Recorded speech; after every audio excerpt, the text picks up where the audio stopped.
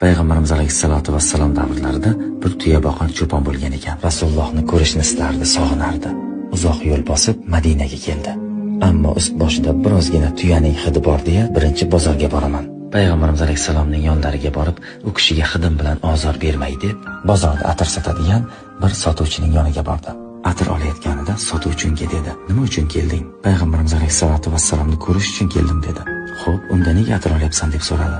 "Men tuya cho'poniman. Usti boshimdan tuyaning hidlari keladi. Payg'ambarimizga bu hid bilan ozor bermay deb atir olishga keldim." Sotuvchi aytdiki: "Rostdan ham u kishini ko'rishni xohlaysanmi?" Ko'zlari yoshlanib, "Ha" dedi. "Unday bo'lsa qara, shundoqqina orqangda turibdilar."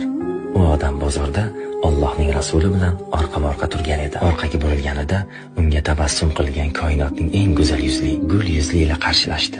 Ammo tuya cho'poni shunaqangi hayajonlandiki, lablari qaltirab so'zlasha olmadi. Payg'ambarimiz alayhissalom uning bu hayajonini ko'rgandan keyin qo'llaridan tutib, "Uskut ya ahi" dedi. "Tinchlan ey birodarim, men Makkada quruq non yegan Ominaning o'g'liman" dedilar.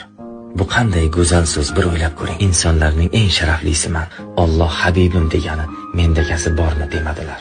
Insonlarning o'zlariga shuncha asrlar o'tsa hamki oshiq qiladigan tavozi ila biz u kishini ko'zlar bilan ko'rmadik, biz u kishini ko'rmasdan sevdik.